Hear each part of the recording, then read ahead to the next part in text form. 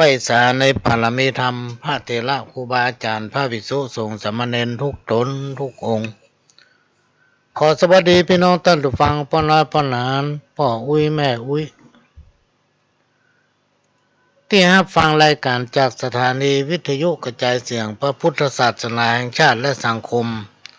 ขึ้นเพื่อการศึกษาพระพุทธศาสนาและวัฒนธรรม FM 104.50 เมกะเฮิรตซ์จากวัดไฟเห็นวัดไฟเห็นตั้งอยู่หลังมหาวิทยาลัยเชียงใหม่ตำบลสุเทพอำเภอเมืองจังหวัดเชียงใหม่และก็ได้ลิงก์ส่งสัญญาณนี้ไปทำลายสถานีพี่น้องท่านผู้ฟังดำเนินรายการโดยเก้ากับผมประหลวงสว่างธาตุยินจันทร์ประธานเครือข่ายกองทุนแม่ของแผ่นดินจังหวัดเชียงใหม่และ8จังหวัดภาคเหนือรองประธานศูนย์ประสานงานกองทุนแม่ของแผ่นดินแห่งชาติประธานคณะที่ปรึกษาผู้ตรวจราชการภาคประชาชนด้านต่างๆจังหวัดเชียงใหม่ก็มาพบปะพี่น้องท่านผู้ฟังเป็นประจำทุกวันอาทิตย์2 รอบแต่เจ้าในรอบที่1 บ่ายโมงถึงบ่าย3ตอนนี้รอบที่2 5 โมงถึง6 โมงแมลงก็จะได้นำเอาสาระสปะร้อยงานปันเรื่องมาเล่ามาอู้สู่กันฟังประเจ้มาสอนเนอะพี่น้องท่านผู้ฟังเอามาอู้ให้ฟัง ฟังบ่ฟังก็จำเป็นได้อู้เพราะเวลามี1 ชั่วโมงก็ต้องขอกราบขอบพระคุณท่านหลวงพ่อพระครูสมุวิศวัตรวรกิจโจท่านผู้อำนวยการสถานีวิทยุของวัดฝ่ายหินที่ได้ให้การอนุเคราะห์เมตตาขโยมเก่าให้เวลามาพบปะพี่น้องท่านผู้ฟังแต่1 ชั่วโมงต่อจากนี้ไปจนถึง6 โมงแมลงก็กำลังพยายามอยู่พี่น้องท่านผู้ฟังพบปะพี่น้องในภาคกลางคืนกำลังหาเวลาอยู่ตอนนี้เวลาของสถานีก็บ่ค่อยว่างถ้ามันมีเวลาว่างเมื่อไรก็จะเข้ามาพบปะพี่น้องท่านผู้ฟังในภาคกลางคืนมีหลายคนโทรมาหาว่าประเดี๋ยวมาออกรายการแล้วกันเมื่อคืนไหลหาไหนก็ได้ถึงปะบางคนเพิ่มมาได้อยู่เมื่อวันเสาร์ก็มาได้หยุดวันติดก็มาได้หยุดนี่เนาะฟังเมื่อคืนก็ในช่วงที่ผ่านมาพี่น้องท่านผู้ฟังเนื่องจากว่าภาวะของสุขภาพรวมไปถึงอย่างต่างๆมันแบบพร้อม ก็เลยไปได้มาพบปะพี่น้องท่านผู้ฟังในภาคกลางคืนแล้วก็ย่างไปเป็นเวลา7 มื้อนะพี่น้องท่านผู้ฟังเนื่องจากว่าต้องปรับปรุงซ่อมสุขภาพของตัวเก่า เครื่องเสียงเพิ่นยังเอาไปซ่อมเนาะทุกอย่างเครื่องยนต์รถก็ยังเอาไปเข้าอู่อันนี้ก็เข้าอู่7 มื้อนะก็ต้องขอกราบขอบพระคุณพระเถระครูบาอาจารย์หลายตนหลายองค์ที่ได้ให้การอนุเคราะห์เมตตานั่งฟังนอนฟัง ฟังขโยมเก่าฟังผลงานโจมสักกรรมเลยวันนี้เกือบจะไม่ได้มาพบปะพี่น้องท่านผู้ฟังละเนื่องจากว่าเมื่อออกรายการเมื่อ3 โมงตะกี้เนี่ยพี่น้องท่านผู้ฟังมันมืดฟ้าบดฝนมีลมมาแห้งขนาดมาแห้งแต่ว่าประเด็นนี้เป็นละมันมาเยี่ยมบัดใดกรมอุตุเพิ่นบอกว่าจะมีฝนฟ้าคะนองมีลมพายุให้ระมัดระวังตอนเย็นวันนี้มันให้ไปทางอื่นละ ปกติพี่น้องท่านผู้ฟังในช่วงสงกรานต์ปีใหม่เนี่ยมันจะมีลมปีใหม่ลมปีใหม่ประเด็นนั้นยังมาแต่นะลมปีใหม่เนี่ยมันจะมีลมหัวปีลมหางปีเราเพิ่นเฮาว่าลมหลวงถ้าจะถึงปีใหม่เมืองของเฮาเนี่ยมันจะมีลมหลวงแต่ประเด็นยังมีเด้อเพราะนั้นพี่น้องท่านผู้ฟังก็ต้องระวังเด้อพอบ้านไผบ้านมันถ้าต้นไม้ต้นใดมันหล่อแหลมมันใกล้บ้านลำไปกลัวมันหักมันอย่าเฮาตัดมันนี่ก่อนขออนุญาตเถอะ แจ้งผู้นำหมู่บ้านเนี่ยตัดถ้าเอาบัตรตัดก็เดี๋ยวมันลงใส่บ้านเราจะมีปัญหาเสียน้อยเสียยากเสียมากเสียง่ายอันนี้ก็ด้วยความเป็นห่วงและทำประการหนึ่งพี่น้องท่านผู้ฟังช่วงเนี้ยโควิดมันระบาดมันมาแบบใหม่มาแบบใหม่แท้ๆพี่น้องท่านผู้ฟังมันมีอาการมาเหมือนเก่าเพราะฉะนั้นก็ต้องรักษาสุขภาพของภัยของมันโดยเฉพาะโควิดเนี่ยมันกลัวความร้อนคือกินน้ำอุ่นกินน้ำเปล่า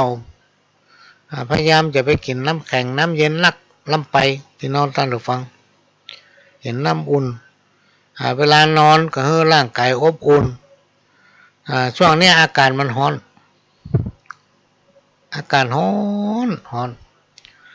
มันเหมือนกับปักกระตือนของปีใหม่เดี๋ยววันเสาร์หน้าติดหน้าจะเอามาอ่านทุกฟังตอนนี้ผมพร้อมจะประลองยังอ่านได้น้อยเดียวอยู่มันมีปักกระตือนปีใหม่ว่าปีเนี้ยที่จริงหนังสือปักกระตือนเนี่ยพี่น้องท่านผู้ฟังมันมีมาหมดแล้วสมัยเมื่อโควิดประเกิดแล้วมันมีมาหลายเป็นร้อยปีมาละที่เปิ้นทำนายไว้ในปั้มหลังสาเนี่ยว่าในปีนั้นมันจะเป็นอย่างนั้นปีนี้มันจะเป็นอย่างอี้ตั้งที่อ่านหนังสือปีใหม่ปักกระตือนมันเป็นตำราของไผ่มัวได้มาจากร้านบันเทิงวิทยานี่นะ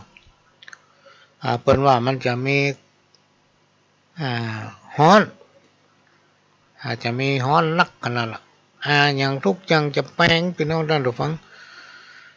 อย่างทุกอย่างมันจะแปลงตามปักกระตือนก็นึกว่านะทั้งที่มันมีมาเมินแล้วเปิ้นกันยังบ่คาดคิดว่ามันจะมีโควิดมาเกิดก็คาดว่าช่วงเมษาเนี่ยพี่น้องท่านผู้ฟังโรคไวรัสโควิดเนี่ยไม่ต้องกลายพันธุ์แล้วไม่จะจางแล้วมันก็จะก้อยทยอยปิกไปที่อยู่ของตัวเก่า ในสมัยก่อนพุทธกาลเนี่ยพี่น้องท่านผู้ฟังมันมีโรค5หรือว่าโรคคึดอุบาทเนี่ยมันลงกินบ้านกินเมืองทำมือคนพลุต้องตายพ่องนอนบ่ได้ตายพ่องเนี่ย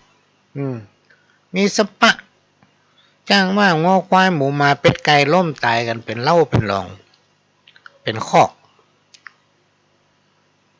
เพื่อนเอาโหนมาทำลายตายตักโหนนี่ก็แม่นเหมือนกันนะว่าโอ้ประเด็นนี้มีโรคคึดโรคโรคอุบาทหรือว่าโรคคึดเนี่ยมันมาบังเกิดขึ้นกับในเมืองเฮาทำให้คนล้มตายกันเป็นจำนวนนักจ้างม้าหมูหมาเป็ดไก่งัวควายนะก็จะล้มตายเป็นจำนวนนักเพราะโรคคึดโรคอุบาทเนี่ยมันมาเกิดขึ้นในบ้านในเมืองเฮาพญาเจ้าเมืองในสมัยก่อนพุทธกาลก็ได้ปกเป่าเสนาอมาตย์ข้าราชบริวารมาผสมจุ่มนมกับที่ในท้องพระโรงพี่น้องท่านผู้ฟังเป่าประกาศว่าโอ้ตามที่โหนทำนายทายทักว่าประเดี๋ยวเนี้ยมันมีโรคคึดหรือว่าอุบัติเนี่ยมาบังเกิดขึ้นในบ้านในเมืองเฮาทำให้คนหมูมาเป็ดไก่จ้างม้างัวควายล้มตายกันเป็นจำนวนนัก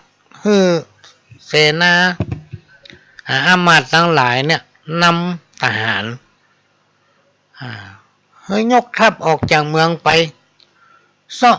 ค้นหาทุกย่อมหญ้าทุกตารางนิ้วของเมืองเฮาแล้วก็ยับตัวขึ้นมาให้ได้อีโน ภายใน7 วันเนอะยับมาให้ได้ถ้ายับมาได้นี่สูตรจะต้องถูกประหารทุกคนอ่ะอีโน สมัยนั้นอ่ะเสนาอมาตย์ทหารหลายร้อยหลายพันคนพี่น้องท่านผู้ฟังต้องยกทัพออกจากเมืองไปทุกหย่อมหญ้าหัวบ้านหางบ้านใต้เมืองหัวเมืองรวมไปถึงเมืองจำใกล้เคียงพี่น้องท่านผู้ฟังเพื่อไปเสาะถามสืบหาตัวคึดมันก็ตัวไวรัสมาเดินนี่ ว่ามันอยู่ที่ไหนมันอย่างใด ไปทุกหนทุกแห่งพี่น้องท่านผู้ฟังก็มีคนล้มตายกันเป็นจำนวนนักด้วยโรคคึดอุบัติเหมือนไวรัสมาเดือนนั่นเองซ้อได้5 วันก็ได้6 วันจนวันสุดท้ายวันที่6เพราะวันที่7จะต้องส่งพญาเจ้าเมืองเมื่อซ้อหาที่ไหนก็ไม่ได้เงียบไม่ได้ละแหงก็ปากันเข้าในป่าหิมพานต์พี่น้องท่านผู้ฟังปากันเข้าไปในป่าไปปะอาสลมพระฤาษีก็ปากันย่างพักบริเวณนั้นซึ่งพระฤาษีก็ได้หู้ด้วยญาณละว่าโอ้เสนามาทหารเป็นกองร้อยกองพันที่ออกมากันเนี่ยพญาเจ้าเมืองปัจจัยเขามายับคืดยับตัวคืดถ้ายับมาได้ปิ๊กบ้านปิ๊กเมืองเขาเรานี่จะต้องตายหมดเป็นคาดโทษไว้ถ้าเฮาบัดจ้วยนี่หมู่นี่ก็จะต้องตายหมดแล้วปิ๊กบ้านปิ๊กเมืองก็ไม่ได้บ้านเมืองก็เป็นละซ้ำละสายล่ะเพราะว่ามีทหารก็มีอามาตย์คนหนึ่งเข้าไปหาพระฤาษีพระฤาษีก็บอกว่าเอางี้ก็แล้วกันวันพรุ่งเมื่อเช้ามืดสู่ไปหาไม้ไผ่มาหาไม้ไผ่มาตัดถังข้อเนอะมันก็บอกกินน้ำเนี่ยแล้วเอามาที่เฮาเนี่ยเขาจะเอาตัวขึ้นต้องเอาขังไว้ในบ่องไม้ไผ่เสนาอามาตย์ได้ยินก็ม่วนใจแหละพี่น้องท่านฟังป้ากับไปทัดเอาไม้ไผ่มาสั่งเอามาทำตามพระฤาษีบอกดีใจว่าพวกเขาจะได้ปิกบ้านปิกจองจะได้เข้าบ้านเข้าเมืองแล้วถ้าเขาไปได้ตัวขึ้นปิกไปนี่ปัญญาเจ้าเมืองเป็นคาดโทษไว้จะต้องถูกตัดหัวหมดในสมัยก่อนพุทธกาลพอตื่นมาตอนเจ้ามืดพี่น้องท่านฟังก้าวบอกไม้ไผ่เข้าไปหาพระฤาษีพระฤาษีก็กำเอาบอกไม้ไผ่ขึ้นมาพี่น้องท่านฟังแล้วก็เอาผ้าหนังเปลือกกอที่ตนเองนุ่งอยู่ตุ้มอยู่สีกออกมาประมาณสักบอกจะหุ้มปลายบอกไม่สร้างได้เนี่ยเสร็จแล้วก็คายขี้หมักใส่ในบ่องไม้ไผ่แล้วก็เอาผ้านะปิดไว้มัดไว้ส่งให้เสนาอามาตย์บรรดาทหารทั้งหลายกับป้ากันดีอกดีใจว่าเดือนนี้ได้ตัวคืดบอกว่าตัวคืดที่อยู่ในบ่องไม้ไผ่เนี่ยห้ามเปิดผ้านี้เด็ดขาดถ้าเปิดแล้วมันจะออกเพื่อปิกไปถวายพระเจ้าอยู่หัวถวายพระพญาเจ้าเมืองเตอะเนาะเสนามาตั้งหลายกับป้ากันยกทัพเข้าในบ้านในเมืองพี่น้องท่านดูฟังก็นำบ่องไม้ไผ่นำไปถวายพญาเจ้าเมืองพญาเจ้าเมืองก็สั่งให้ทหารนำเอาบ่องไม้ไผ่ที่เห็นตัวขึ้นมีในฮะไปผูกไว้กับเสาหลังเมืองที่กลางท้องพระลงในพระราชวังเนาะโดยให้ทหารอามาตย์พากันตั้งเวรยามเฝ้านะแล้วก็เป่าประกาศให้เจ้าบ้านเจ้าเมืองว่าไม่ได้เนี่ยเขายับตัวขึ้นได้แล้วยับตัวขึ้นได้แล้วภายใครหู้ใครหันก็มาพอเนิ่มผู้มาเจ้าเขาจะเปิดตัวขึ้น แล้วเขาจะประหารมันนี่เนาะประเด็นนี้เจ้าบ้านเจ้าเมืองสัตว์เลี้ยงบอกว่าเป็นหมูม้าเป็ดไก่จ้างม้าวัวควายอย่างตั้งหลายเราเนี่ยก็จะปลอดภัยละจะป้นจากความวิบัติอย่างต่างๆเพราะว่าตัวขึ้นยับมาแล้ว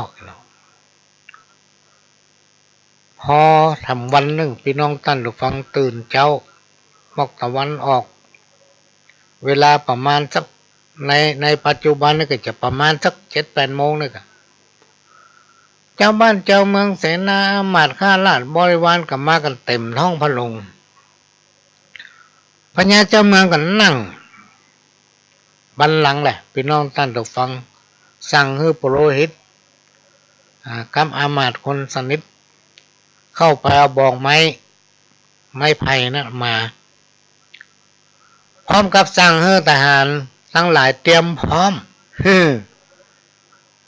เขาจะเปิดผ้าที่ปิดบอกไม้ไผ่เนี่ยแล้วไผ่ใครหู้ใครหันว่าตัวคึดเป็นจะได้เนี่ยก็มาพอได้พร้อมกันนั้นสั่งให้เสนาทหารอย่างทั้งหลายจัดเวรยามมีอาวุธอย่างครบมือหมดกลัวตัวขึ้นมันจะหนีห้างไว้พอได้ไม้ไผ่แล้วพญาเจ้าเมืองก็เปิดผ้าแหละพี่น้องท่านฟังส่องพอก็หันอย่างหูคุ้มมุ้มว่ะคือขี้หมากของพระฤาษีล่ะโอ้ตัวขึ้นเป็นอย่างอี้โลเฮียเปล่าเจ้าบ้านเจ้าเมืองไผ่แค่หันก็มาพอเตอร์ต่างคนต่างไปส่องพอโอ้เป็นอี้โลตัวขึ้นเนี่ยพี่น้องท่านฟังมันมีมาตั้งแต่สมัยก่อนพุทธกาลแล้วเรื่องตัวคึดตัวอุบัติเหมือนกับไวรัสเนี่ยถ้าเราเมากลัวมันพี่น้องท่านฟังความอดอยากนะภาวะอย่างทุกอย่างมันก็จะสั่นคลอนหมดอะเปลือกตึงวันเนี่ยมันก็สั่นคลอนนั่นนะบอกว่าจะเป็นความเป็นอยู่กันทำมาหากินอย่างต่างๆเพราะไอ้ไวรัสโควิดเนี่ยมันเป็นตัวจันไรถ้ามันเข้าหาไผ่ถ้าไผ่ไม่ได้ฉีดวัคซีนเนี่ยพี่น้องท่านฟังมันลงตับลงไตบอก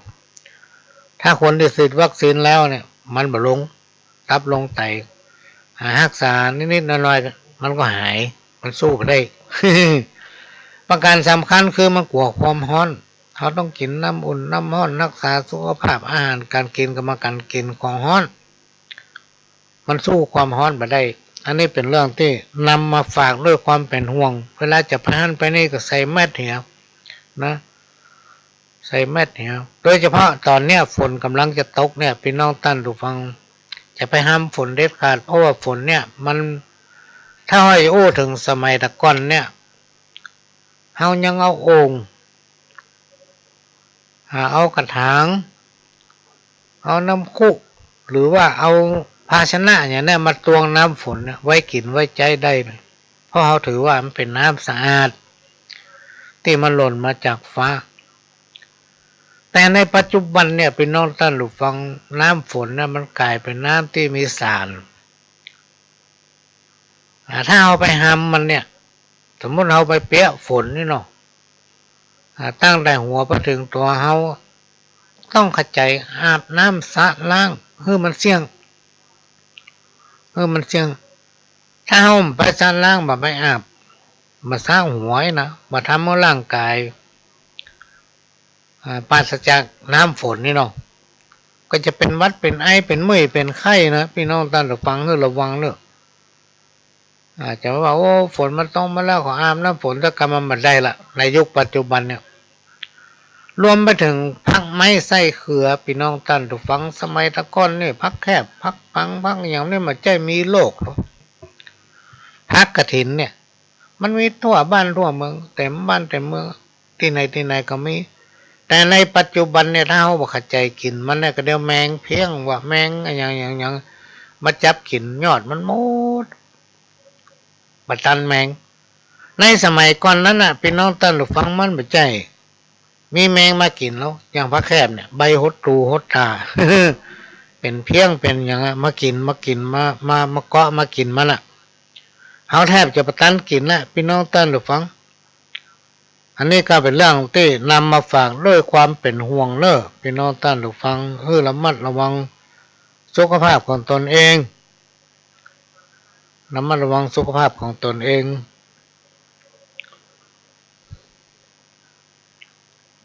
นี่ก็เป็นเรื่องที่นำมาฝากในภาคค่ำวันนี้ในภาคค่ำวันนี้ใกล้จะถึงปีใหม่เมืองละพี่น้องท่านผู้ฟังในสมัยตะก้อนเนี่ยสมัยก่อนเนี่ยพี่น้องท่านผู้ฟัง ถ้าปีใหม่เดือนเมษายนเนาะปีใหม่เมืองเขานี่นะจะมาถึงเขาจะเตรียมก่อนแล้วลูกในวันจักขานล่องเมื่อเจ้าหรือว่าเที่ยงคืนของวันจักขานล่องเที่ยงคืนก่อนจักขานจะล่องนะจะมีการยิงสินาดลูกยิงปืนนี่นะปืนบัตรแทบขี้สะโปกเนาะตีกระลกกะลาโลกพี่น้องท่านผู้ฟังใครมีต้นไม้ต้นตอกก็ไปตุบไปฟาดนะ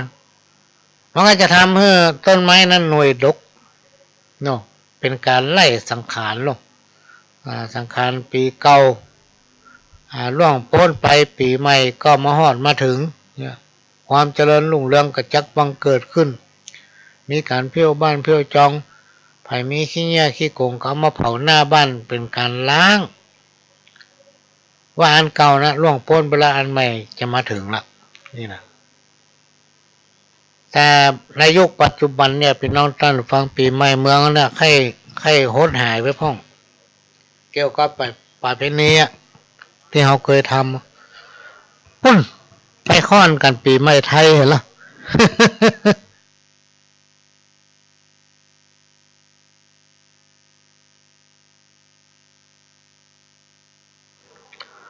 วันที่31กับ31หรือวันที่1 มกราเนี่ยจะกลายเป็นปีใหม่ซึ่งเป็นประเพณีตั้งใต้ปุ่นต่างประเทศปุ่นเนาะปีใหม่ต้นปีอย่างต้นปี2565ต้นปี2566เนี่ยแต่ตั้งเหนือเนี่ยจะยึดเอาปีใหม่เมืองเมษาเนี่ยเป็นปีที่เปลี่ยนศักราชพี่น้องท่านผู้ฟังก็เป็นปีที่คนที่มีอายุเก่าก็จะหายไปอายุใหม่จะเพิ่มขึ้นมาอีกเป็นต้นก็จะมีการทำพิธีส่งเคราะห์ส่งภัยในวันปากปีปากเดือนปากวันปากยามจะมีสะเก้าดำหัวผู้สูงอายุผู้รักผู้ใหญ่ที่เขาเคารพนับถือฮี่พอยตอนเนี้ยมันทำกันมาเหมือนพี่น้องท่านผู้ฟังมาหลายยุคหลายสมัยหลายอายุคนละมาจนถึงปัจจุบันเนี่ยอันนี้เดี๋ยวประมาณว่าติดหน้าเนี่ยก็จะนำมาเรื่องปีใหม่มาอู้ฟังเนาะวันนี้ก็อู้ฟังพอคร่าวๆก่อนขอยกมือไหว้สาวันตาพ่อแม่พี่ป้าเอาอาตั้งหลายปีใหม่เมืองใกล้มาถึงแล้วญาติมิตรสหายนับถอยหลังย้ายเป็นสายเป็นถ้อยจักเวียนเปลี่ยนผัน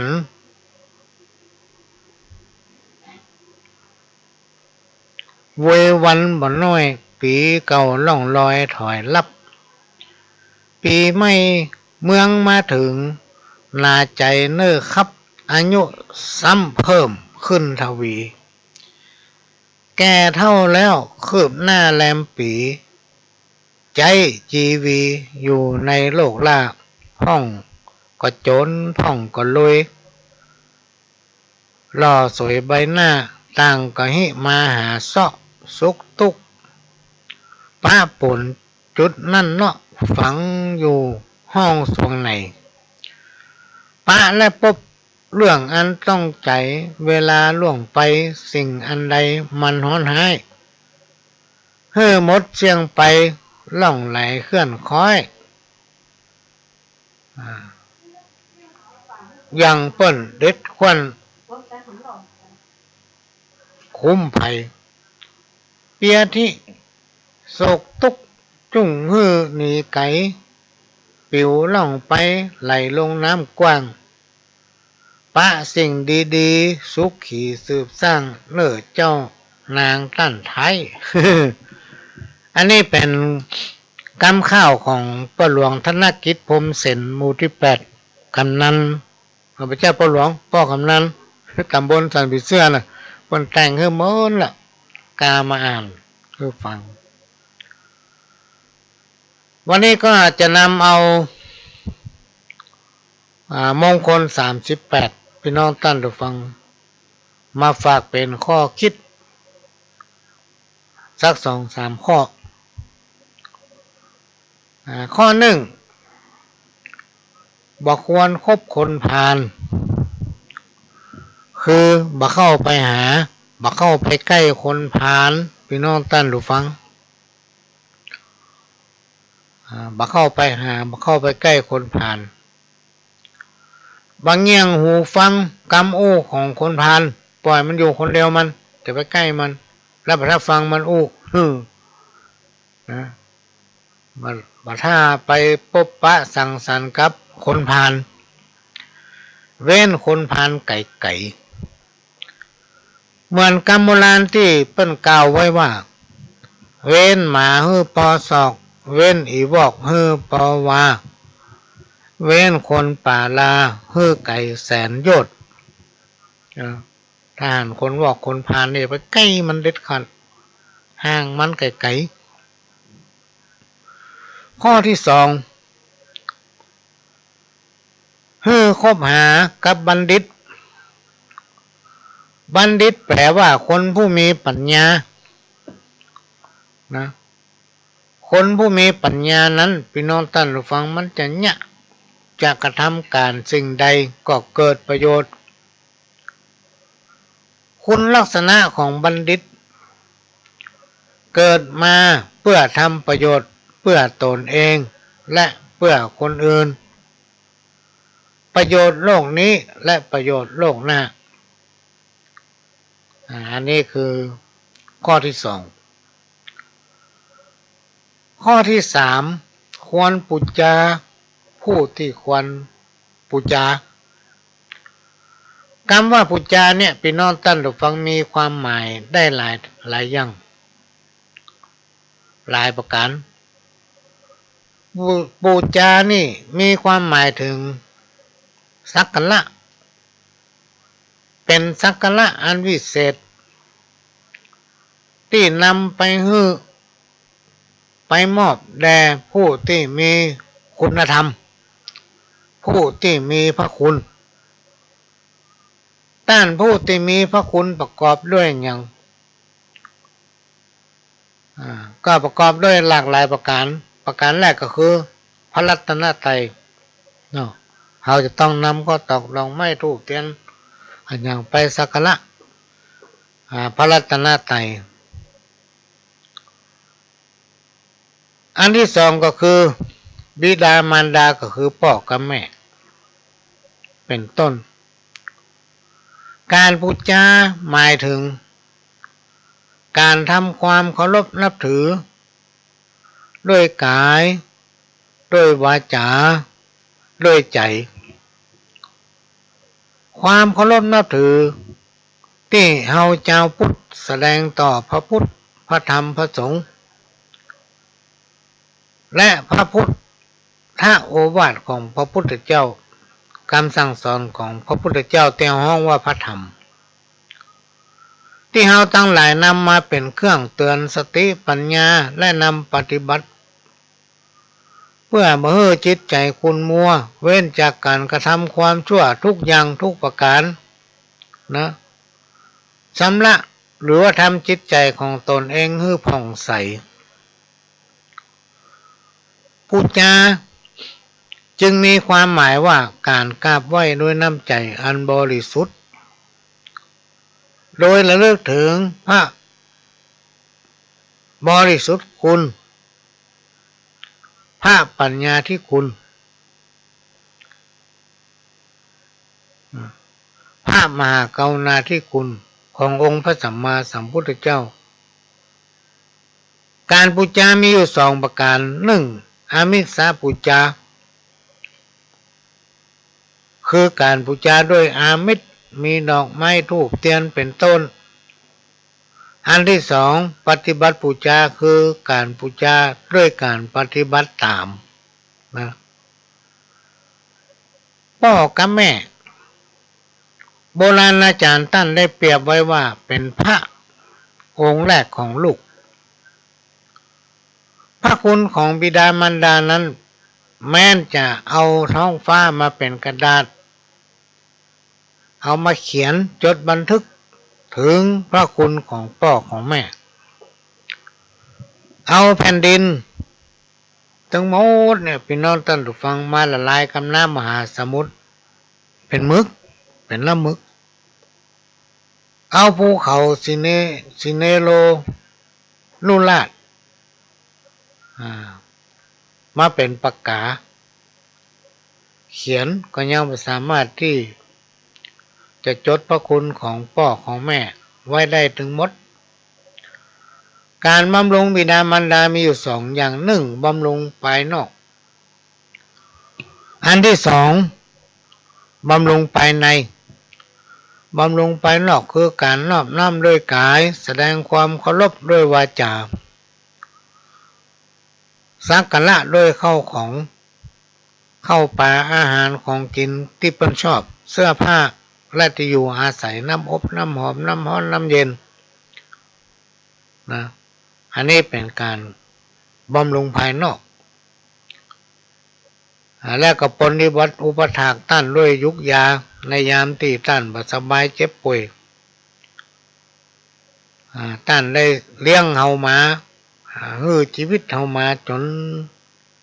ว่าเฮาได้เป็นผู้เป็นคนกับเปิ้นมีสติปัญญาบำรุงภายในเป็นต้นว่าบำรุงวงตระกูลพฤติปฏิบัติตนให้เป็นคนดีรักษาน้ำใจต้านเมื่อดีที่สุดเท่าที่ทำได้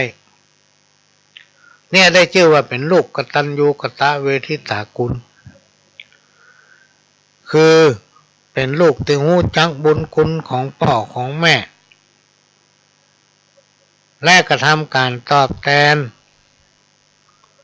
ย่อมเป็นมงคลกับตนกับตัวบ่เสื่อมจากลาภสักการะพ้นจากภัยต่างๆพ้นทุกข์ได้ยศได้รับการยกย่องสรรเสริญผู้ที่เลี้ยงบิดามารดาเลี้ยงพ่อเลี้ยงแม่บัดเถียงบัดดื้อบัดรั้นเชื่อฟังบัดเอ็กใส่พ่อใส่แม่บัดด่าพ่อด่าแม่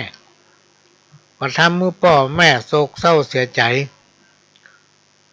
จักเป็นสิริมงคลแก่ตนเองถึงพบนี้และพบหน้าพี่น้องท่านผู้ฟังนะ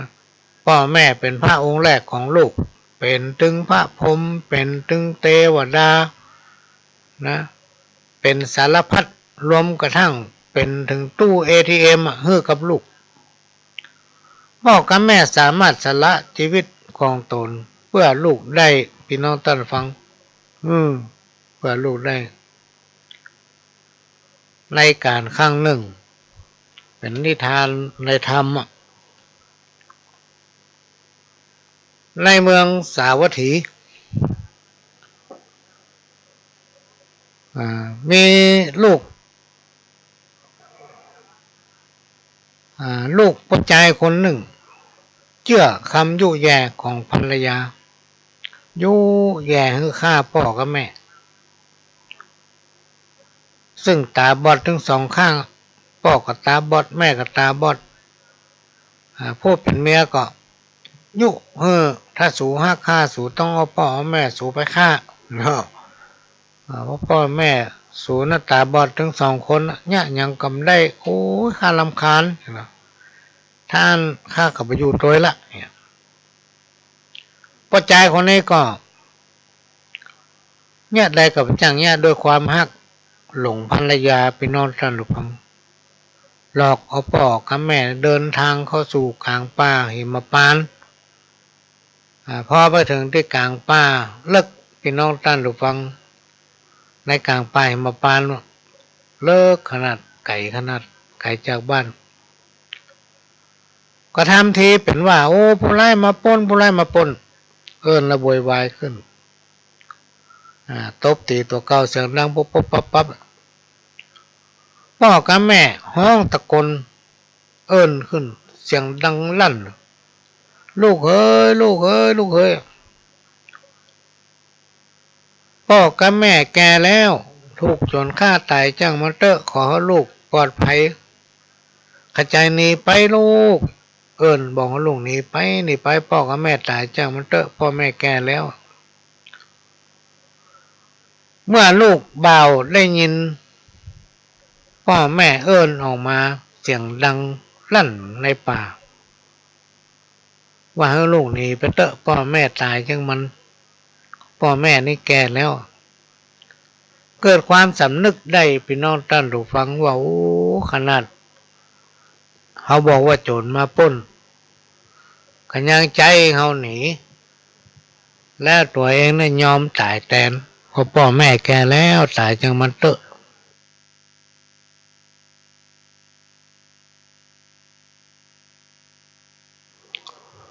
สำนึกได้พี่น้องท่านผู้ฟังสำนึกได้ว่าโอ้ตนเองนี่ผิดไปแล้ว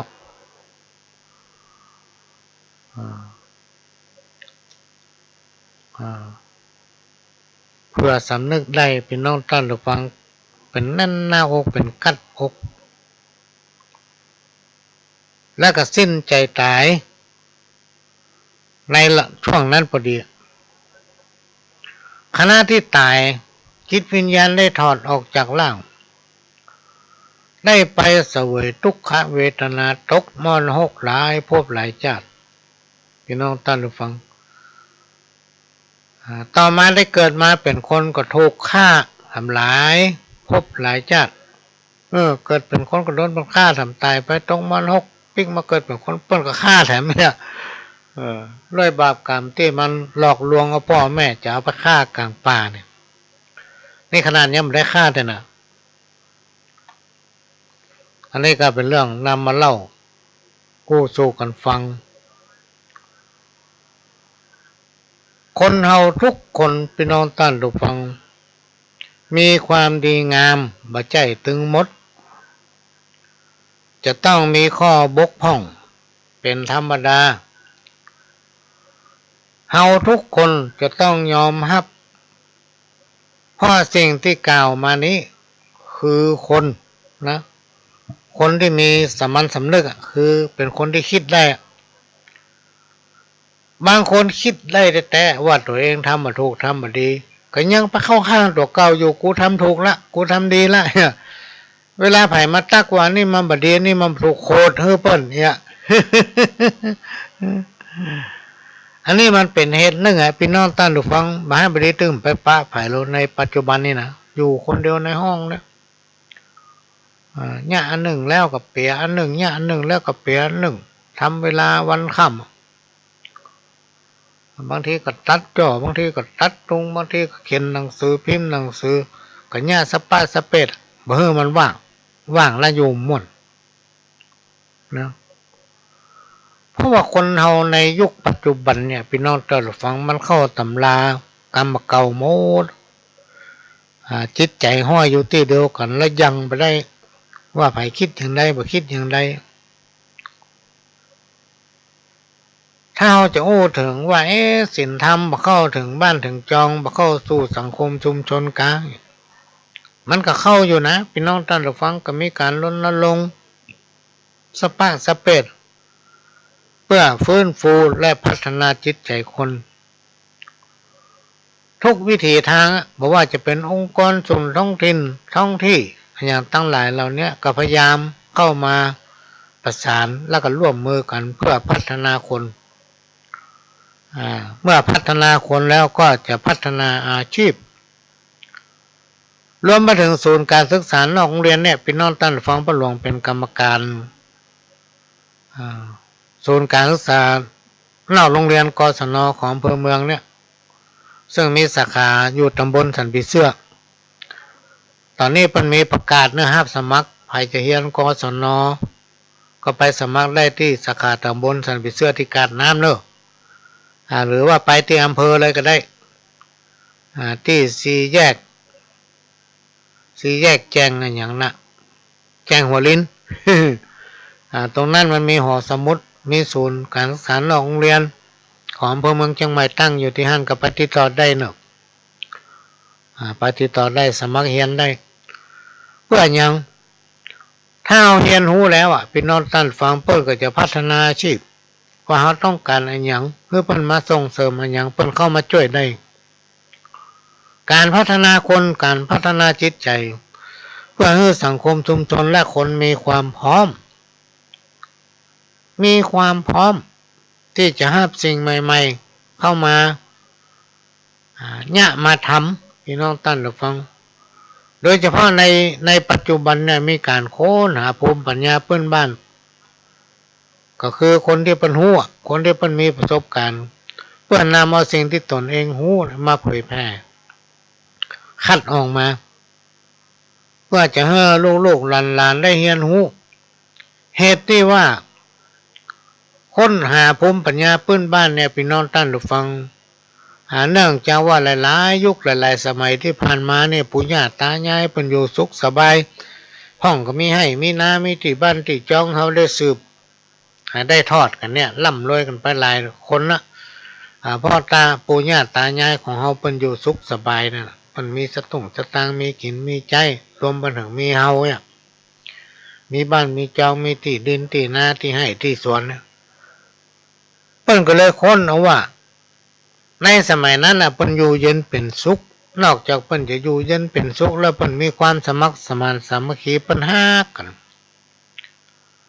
อยู่ด้วยกันด้วยความสมัครสมานแล้วก็มีความฮักอยู่ด้วยกันเหมือนพี่เหมือนน้องเวลาไม่กินมีตาโอ้เปิ้นไปกันม่วนนะหน้าตาก็จุ่มจื้นแจ่มใสเอิ้นตักตายกันเหมือนเป้มาน้องหันละสุขใจพี่น้องท่านผู้ฟังมาใช่มันยุคปัจจุบันเรายุคปัจจุบันนี่ไปแล้วบินหน้าขอจอกคนที่คนตางเนี่ย บางที่บางคนอ่ะพอหน้ากันซ้ำกูถึงไปกูข้านหันอีนั่นเนี่ยก็อีข้านหันก็ไปพอเป็นยังหยังเอาอีข้านหันเนาะอีข้านปะมันวะนี่หันหมดคนเราทุกคนเนี่ยพี่น้องท่านผู้ฟังจะต้องหู้จักบังคับตนเองเขาจะต้องหู้จักบังคับตนเองนะถ้าไผ่ปล่อยตัวปล่อยตนไปตามบุญตามกรรมคนผู้นั้นย่อมจังหาความเจริญมาได้บางอย่างเนี่ยเขาอาจจะทำคนเดียวได้แต่บางอย่างเฮาบ่สามารถที่ทำคนเดียวได้พี่น้องท่านผู้ฟังหลายๆสิ่งหลายๆอย่างเนี่ยที่เฮาบอกไว้มันดีละแต่คนอื่นเปิ้นมองหันว่ามันบ่ดีบางทีเปิ้นจะมาบอกมากล่าวมาสั่งสอนมาเตือนพ้องก็ว่าเปิ้นต้องมาสอนเรื่องกู มีหลายคนแล้วมาฟังพี่น้องท่านผู้ฟังเวลาเขาว่าอย่างไปนะมันป้องเอาลูกมันใหญ่ลูกกูสอนคนเดียวมึงต้องมายุ่งเนี่ยแล้วกลายเป็นคนบ่ดีไปนี่เป็นต้นโบราณอาจารย์กล่าวว่าไผก็แล้วแต่ถ้ามีชีวิตอยู่แบบขาดคุณธรรมย่อมขาดความสุขนะไผก็ตามพี่น้องท่านผู้ฟังอยู่แบบแกนไว้เป็นวันเนี่ยไปหาไผก็จังเปิ้นเปิ้นว่ายังปัญญายังกับทุกอกถูกใจมันเนี่ยคนประเภทเนี่ยพี่น้องท่านฟังครูบาอาจารย์เขาว่ามักจะอยู่เคียงคู่กับความทุกข์บ่มีความสุขนะบ่มีความสุขอยู่กับความมืดคือเป็นคนที่บ่เปิดใจพี่น้องท่านฟังอยู่กับความมืดบาปบุญคุณและโทษกรรมครูบาอาจารย์กล่าวไว้ว่าเกิดจากการกระทำมีถึงกรรมดีและก็กรรมบดีกรรมว่าจิตวิญญาณเนี่ยพี่น้องท่านผู้ฟังคือสิ่งที่มันสิงสถิตอยู่ในร่างของคนเฮาทุกคน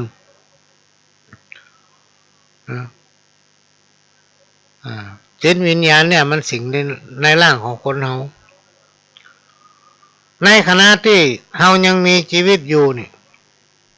จิตวิญญาณก็อยู่ในร่างเขาเนี่ยแต่ถ้าหากเมื่อใดวันใดที่เฮาเสียชีวิตหรือว่าตายที่มันว่าหมอนั้นตายแล้วเนาะนี่นะนั่นหมายถึงว่าจิตวิญญาณที่แฝงอยู่ในร่างเขาเนี่ยต้องล่องลอยออกจากร่างของเขาเนี่ยไปเที่ยวเล่ร่อนไปหาที่อยู่ใหม่ที่เกิดใหม่ไปหาร่างใหม่เนี่ยทิ้งร่างที่เคยอยู่อาศัยคือตัวของคนเขาเนี่ย อยู่กลายเป็นศพ ซึ่งมันมีไผ่ใครได้มีไผ่ต้องการพี่น้องท่านผู้ฟังในที่สุดก็เอาไปเผากลายเป็นขี้เถ้ากลายเป็นขี้ดินกลายเป็นปุ๋ยคืนล่างสู่ธรรมชาติเพราะฉะนั้นเรื่องของคนกับเรื่องผีเนี่ย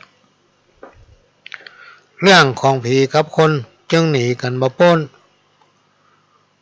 สักวันใดวันหนึ่งคนเฮาก็กลายเป็นผีนะ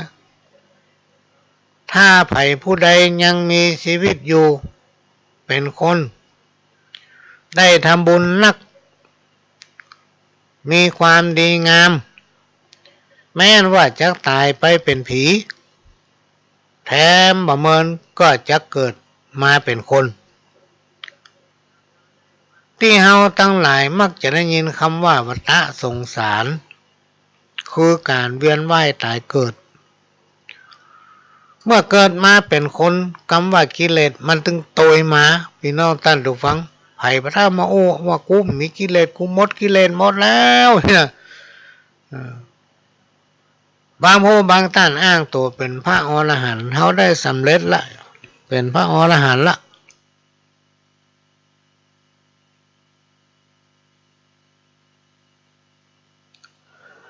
อ้างว่าตัวเองสำเร็จญาณนะสำเร็จญาณละเป็นผู้วิเศษ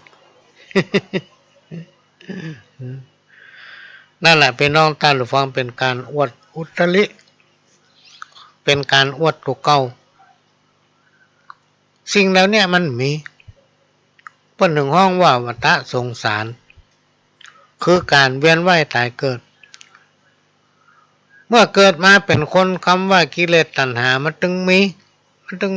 ใครบอกวิเศษทุกคนเพราะว่ามันเป็นคนเหมือนกัน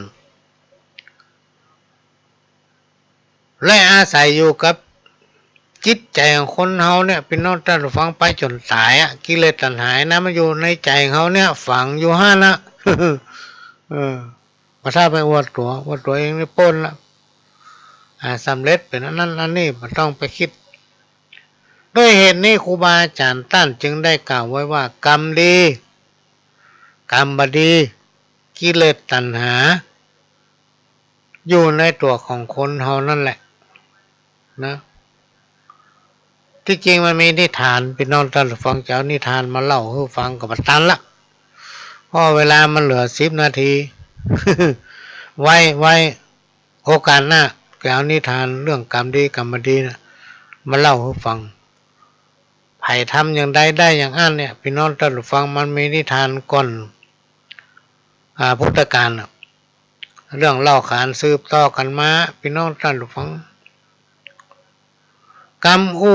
บดีนำมาแต่โทษมาเป็นประโยชน์มาเป็นมงคลส่วนกรรมอุดีเป็นสง่าราศีแก่ตัวเองเป็นสิริมงคลแก่ตนทั้งภพนี้และภพหน้านะมาอยู่ที่ปากเขานี่หมดพี่น้องท่านผู้ฟังบ่ต้องไปตึงวันให้หันนะพี่น้องท่านฟังหันข่าวบางทีโอ้บ่มีเสน่ห์เพิ่นหมอเพิ่นตักต้องไปทำเสน่ห์ต้องไปลงลักต้องไปอันนั้นอันนี้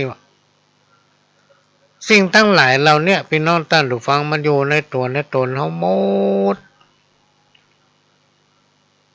ทุกอย่างจะสำเร็จหรือบ่สำเร็จอยู่ที่ปากของเฮาเนี่ยกับใบหน้าใบตาเขาเนี่ยสำคัญ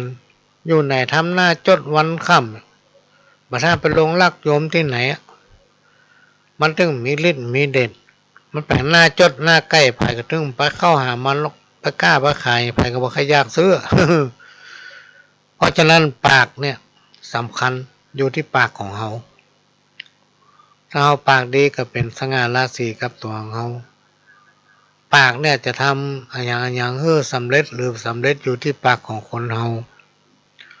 อันศีลธรรมนำคนเฮ้อพ้นทางผิดหู้จักคิดหู้จักทำหู้จักสำนึก อันศัตรูหมู่คนพาลมักจะคอยทำกอกกิ้งลังลิงหลอกมักอู้ย้อนยอกกลับไปกลับมาบัดจริงใจมาแน่นอนหน้าเบื่อหน่ายคนไร้ความคิดชอบคิดในสิ่งตรงข้ามชอบก่อความสับสนชอบคดเคี้ยวยุฮือคนเบียดเบียนกันเหมือนคนสิ้นศีลธรรมเบาสอนกำสอนนำวิถีทำเพื่อทุกทินฐานสุดลำเค็นทุกเข็นทั่วล่าบะสุกใจเนี่ยครูบาอาจารย์เปิ้นแต่งแต้มเขียนไว้พี่น้องท่านผู้ฟังนะคติเตือนใจทำกรรมหนึ่งเปิ้นบอกว่าสังคมใดอยู่ร่วมกันแบบขาดน้ำใจหรือแลกน้ำใจซึ่งกันและกันโบราณกล่าวไว้ว่าเป็นเหมือนอยู่ในโลกแคบ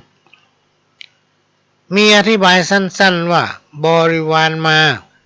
เพราะมีน้ำใจหรือว่าน้ำใจมีบริวารปากันหนีหมดเพราะน้ำใจเขาลดบริวารหมด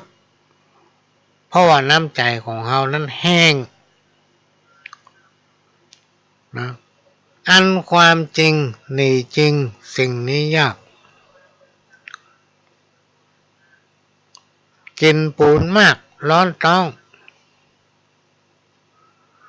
บางคนนี่กินปูนมากไป ไปที่ไหนป้าไผ่ก็ว่านี่ว่าของเขาคนพอหน้าก็ไม่ได้แล้วเป็นคนหันแก่ตัวจะเอาได้อย่างเดียวพี่น้องท่านผู้ฟัง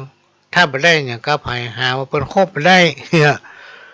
คนเฮาอยู่ด้วยกันและสังคมครูบาอาจารย์เก่าไว้ว่าเฮ้อปลูกไมตรีอย่าเฮ้อห้างสร้างบุญกุศลไปเรื่อยๆจะไปเฮ้อมันรวย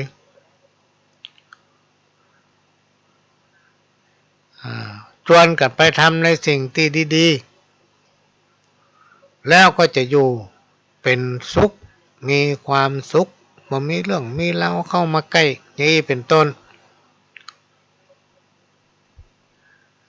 โลกบ่มีคนบ่มีเปื้อนยากที่จะประสบความสำเร็จเชื่อว่าหลายท่านหลายคนต้องเคยพบคำที่กล่าวมาแล้วการคบคนยังคงเป็นสิ่งที่ทุกสังคมของทุกยุคทุกสมัยต่างก็ยังมีความสำคัญเกี่ยวกับเรื่องดังกล่าวอยู่ที่เราจะใช้สติปัญญาไปในทางใดทางนั้นไปมาเวลามันจะหมดละพี่น้องท่านผู้ฟังก็ให้มาปะกันในวันอาทิตย์หน้า2 ภาคนี่นะวันเสาร์ก็ตั้งแต่เวลา4 โมงถึง 6 โมงแรงวันอาทิตย์บ่ายโมงถึงบ่าย3แล้วก็5 โมงถึง 6 โมงแล้วก็กำลังหาเวลาวันพิเศษอยู่ว่าจะปะพี่น้องท่านผู้ฟังในภาคกลางคืนถ้าได้เวลาแล้วก็จะแจ้งให้รู้ว่าเขาจะพบปะในภาคกลางคืนเวลาในวันไหนกันแน่เพราะบางผู้บางท่านเนี่ยการมีวันหยุดถ้าเขาบัดดำเนินรายการเมื่อคืนก็ไม่ได้ฟังละไหลหาไหนก็ได้ฟังอันเก่ามันก็ม่วนเวลาหมดเวลาละพี่น้องท่านผู้ฟังพ่อหลวงก็จะขอนำรายการจากพี่น้องท่านผู้ฟังไปก่อนขอให้ทุกคนทุกท่านกินข้าวลำนอนรับบ่ฝันหายมีโชคมากันคู่คนจากกับผมพ่อหลวงสว่างธาตุอินจันทร์ขอสวัสดีครับ